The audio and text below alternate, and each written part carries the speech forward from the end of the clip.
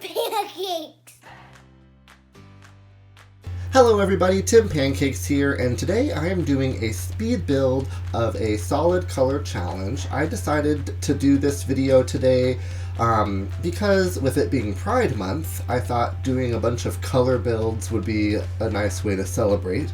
And I didn't really know what color I was going to start with, so I just kind of started looking in the catalog, and when I found a door with a color that was a color, I ended up running with it. So the first door that I saw with the color was blue, and I thought, alright, we're going to do a blue house today. So this is a blue, I don't want to say starter home, but a blue family home. I allowed white because some items, like the television, there's no blue TV, so I went with a lighter television, and a lot of the blue swatches also had white incorporated, so as we can see here in the kitchen, so I figured it's a blue and a white challenge, or build, excuse me, so blue and a white build, but it is a 2-bedroom, 1-bath home. The floor plan just kind of came naturally to me. I figured it would work. I'm building in the New World Evergreen Harbor, and so I'm not using exclusively Evergreen Harbor items or anything like that.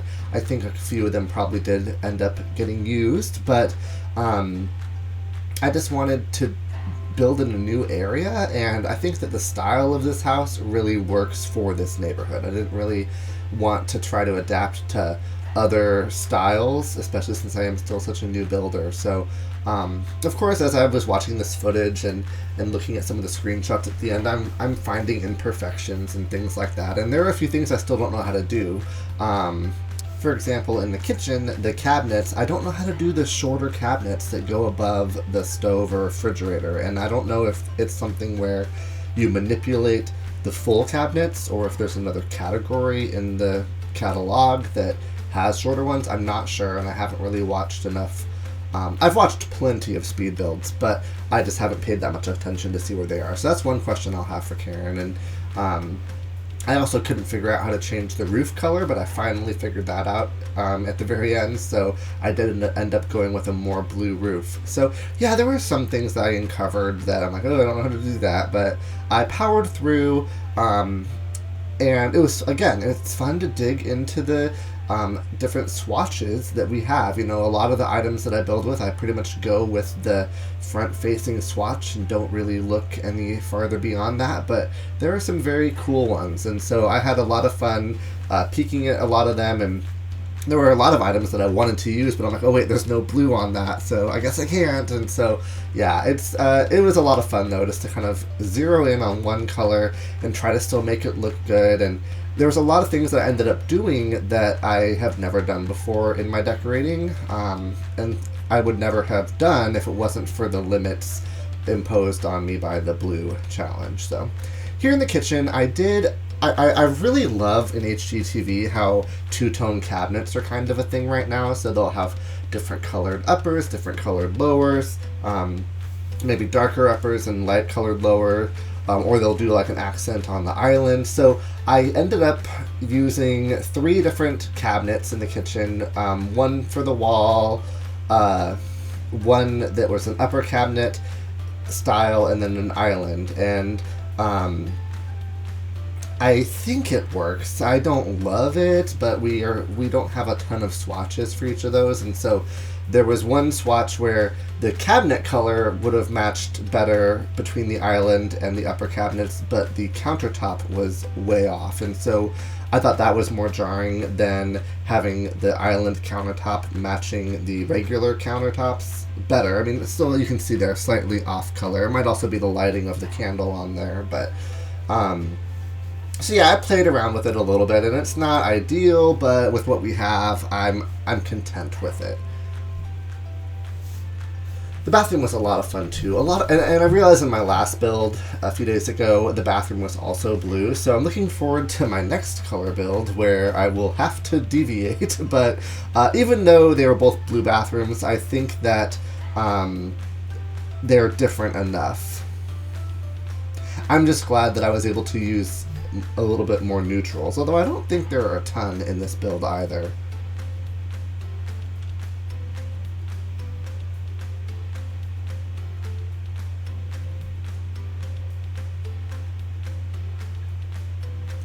Today, like I mentioned, Karen and I are going to be filming a little bit later. We have a big list of videos we want to put together. So today is kind of just a Sunday film day. We're going to get on Zoom and probably spend hours hanging out, which I'm really looking forward to.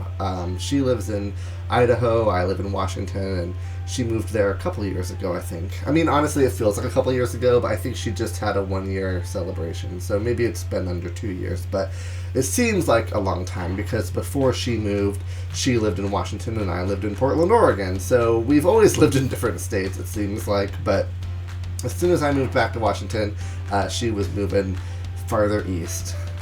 But Zoom brings us together. Another thing I'm doing here in the kids' room, I kind of hemmed and hawed over whether or not to put 1 bed or 2 beds. I ended up liking, first I think that bed is one of the newer ones we have with the eco lifestyle, and I really liked it. It was blue, and I thought, oh, let's use that one. But then the cats and dogs bed worked so perfectly with that wall with the pops of yellow, so I really wanted to use that, and so I kind of decided, well, you know what, this is going to be a small family home, maybe 2 parents and 2 kids, so we'll just put 2 kids in the room, and since I did a toddler bed in the last build, I figured I would just do 2 children, or maybe it's a teen and a child, and they have to share a bed, or a bedroom, excuse me, and it's not necessarily 2 boys, maybe it's a boy and a girl, maybe it's 2 girls.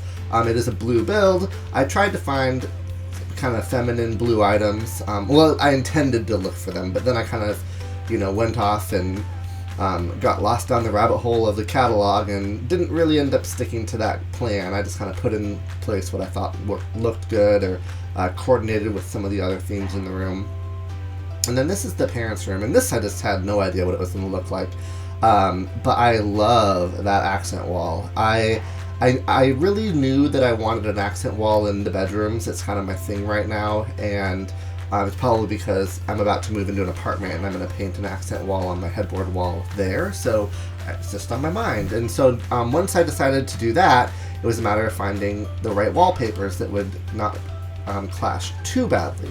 And then when I found this carpet, I loved how this carpet played off of that solid blue wall, but then the patterned paper I had was just too busy. So I replaced it with this wood accent wall, which I just love. The wood grain did have tones of blue in them, so I felt comfortable using that. And then I just had to find the right bed. So yeah, I mean, it was honestly like I'd find one thing and then something else wouldn't work, so then I'd have to fix that thing. But yeah, I think that this room definitely has different textures and different patterns, but I like it. I think it works, and this is an example of something I was saying, I would never have designed this room this way if I wasn't limiting myself to blues.